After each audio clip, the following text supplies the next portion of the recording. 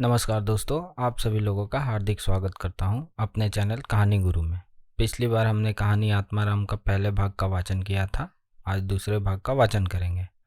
अगर पहला भाग आपने नहीं देखा तो आप हमारे चैनल पर जाकर देख सकते हैं। तो चलिए दूसरे भाग को शुरू करते हैं।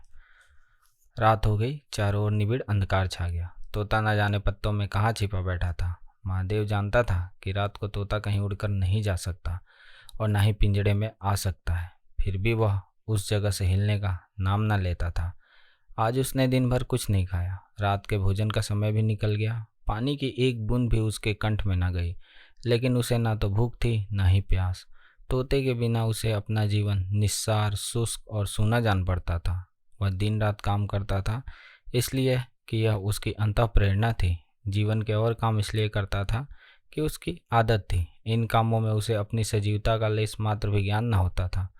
तोता ही वह वस्तु था जिसे उसे अपनी चेतना की याद दिलाता। उसका हाथ से जाना जीव का देह त्याग करना था। महादेव दिन भर का भूखा प्यासा, थका मांदा रह रह कर झपकियाँ ले लेता था, किंतु एक क्षण में फिर चौंक कर आंखें खोल देता और उसे विस्तृत अंधकार में उसकी आवाज़ सुनाई देती। सत गुरुदत्त शिवदत्त दाता। आधी रात गुजर गई थी। सहसा वह कोई आहट पाकर चौंका। देखा एक दूसरे वृक्ष के नीचे एक धुंधला दीपक जल रहा है और कई आदमी बैठे हुए हैं, आपस में कुछ बात कर रहे हैं। वे सब चिलम पी रहे हैं। तम्बाकू की महक उसे अधीर कर दिया। उस स्वर में बोला, सतगुरुदत्त शिवदत्त दाता, और उन आदमियों की ओर चिलम पीने चला गया। किंतु जिस प्रकार बंदूक की आवाज़ सुनते ही हिरन भाग जाते हैं, उसी प्रकार से उसे आते देख सब के सब उठ भाग खड़े हुए। कोई इधर भागा, कोई उधर। महादेव चिल्लाने लगा, ठहरो ठहरो। एकाएक उसे ध्यान आया, अरे ये सब तो चोर हैं। वह जोर से चिल्ला उठा, चोर चोर, पकड़ो पकड़ो। चोरों ने पीछे फिरकर भी ना देखा।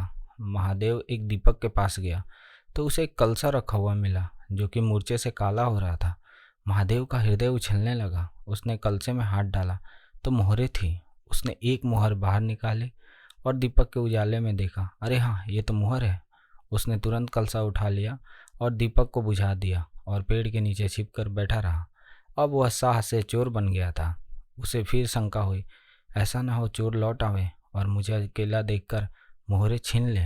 उसने कुछ मोहर कमर में बांधी, फिर एक सूखी लकड़ी से जमीन की मिट्टी हटाकर कई गड्ढे बनाए और उन मोहरों को मिट्टी से ढक दिया।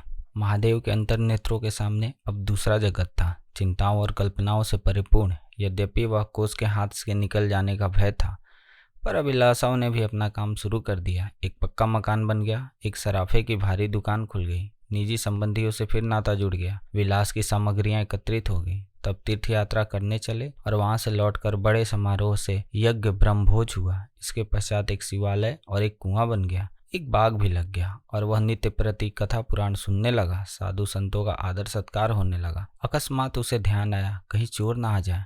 मैं तो भागूंगा या क्या करूंगा। उसने परीक्षा करने के लिए एक कलसा उठाया और 200 पग तक बेतहाशा भागता हुआ चला गया। जान पड़ता था उसके पैरों में पर लग गए हैं।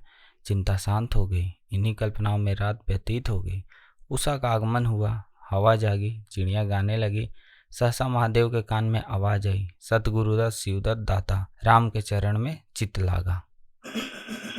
यह बोल सदैव महादेव की जिह्वा पर रहता था। दिन में सहस्त्रों बार ही ये शब्द उसके मुंह से निकलते थे, पर उनका धार्मिक भाव वह कभी भी उसके अंतःकरण को स्पष्ट न करता। जैसे किसी बाजे से राग निकलता है, उसी प्रकार उसके मुंह से यह बोल निकलता था, निरर्थक और प्रभाव शून्य। तब उसका हृदय रूपी वृक्ष पत्र पल्लव विहीन था, पर निर्मल वायु उसे गुंजित न कर पाती। अब उस वृक्ष में कोपले और शाखाएं निकल आई थी। इन वायु प्रवाह से झूम उठा, गुंजित हो गया।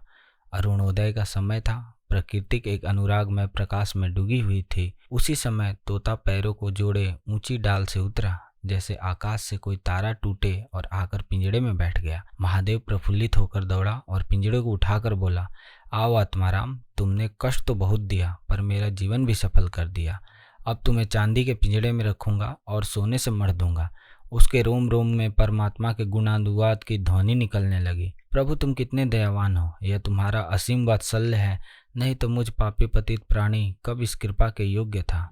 इस पवित्र भाव से आत्मा विहल हो गई। वह अनुरक्त होकर कहा, सत गुरुदत्त शिवदत्त दाता, राम के चरण में चित लागा।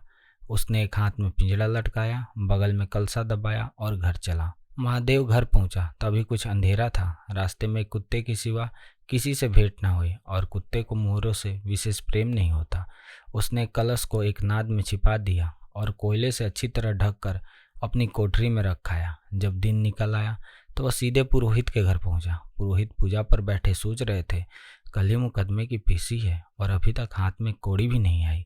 यजमानों में भी कोई सांस नहीं लेता। इतने में महादेव ने पांव लागन की। पंडित जी ने मुंह बनाते हुए मुंह फेर लिया।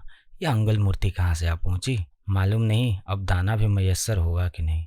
रुष्ट होकर पूछा, क्या है जी, क्या कहते हो? जानते नहीं, हम इस समय पूजा पर बैठे रहते हैं।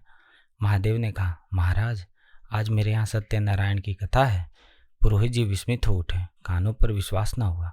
महादेव के घर कथा का होना उतना ही असाधारण घटना थी जितने अपने घर में किसी भिखारी के लिए भीख निकालना। उन्होंने पूछा, आज क्या है? महादेव बोला, कुछ नहीं, ऐसे ही इच्छा हुई कि आज भगवान की कथा सुन लो। प्रभात से ही तैयारी होने लगी। वेदों के निकटवर्ती गांवों में सुपारी फिरी।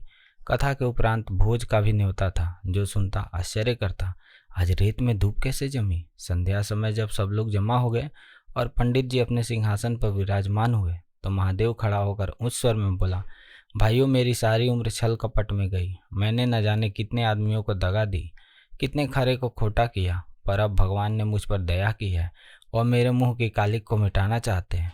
मैं आप सब भाइयों से ललकार कर कहता हूँ कि जिसका मेरे जिम्मे जो कुछ निकलता हो, जिसकी जमा मैंने मार ली हो, जिसके चोखे माल का खोटा कर दिया हो, वह आकर अपनी एक एक कौड़ी चुका ले। अगर कोई यहाँ आ न सका तो आप लोग उससे जाकर कह दीजिएगा, कल से 1 महीने तक जब जी चाहे आए और अपना हिसाब चुकता कर ले। गवाही साखी का कोई काम नहीं। सब लोग सन्नाटे में आ गए। कोई मार्मिक भाव से सिर हिलाकर बोला, हम कहते ना थे। किसी ने अविश्वास से कहा, क्या खाकर भरेगा, हजारों का टोटल हो जाएगा। एक ठाकुर ने ठठोली की, और जो लोग सूरधाम चले गए? महादेव ने उत्तर दिया, उसके घर वाले तो होंगे। किंतु इस समय लोगों को वसूली की इतनी इच्छा न थी जितनी यह जानने की थी कि उसे इतना धन मिला कहाँ से। किसी को महादेव के पास आने का साहस न हुआ। देहात के आदमी थे, गड़े मुर्दा उखाड़ना क्या जाने। फिर प्राय लोगों को याद भी न था कि उन्होंने महादेव से क्या पाना है, और ऐसे पवित्र अवसर पर भूल चूक हो जाने का भय उनके मुंह को बंद किए हुए था। सबसे बड़ी बात यह थी कि महादेव की साधुता उन्हीं वशीभूत कर लिया था। अचानक पुरोहित जी बोले, तुम्हें याद है ना, मैंने एक कंठा बनाने को सोना दिया था, तुमने कई मासे तौल में उड़ा दिए थे। महादेव ने बोला, हाँ याद है। आपका कितना नुकसान हुआ होगा? पुरोहित जी, 50 रुपये से कम ना होगा। महादेव ने कमर से 2 मोहरें निकाली और पुरोहित जी के सामने रख दी। पुरोहित जी की लोलुपता पर टिकाएं होने लगी। यह बेईमानी है, बहुत हो तो 2-4 रुपए का नुकसान हुआ होगा।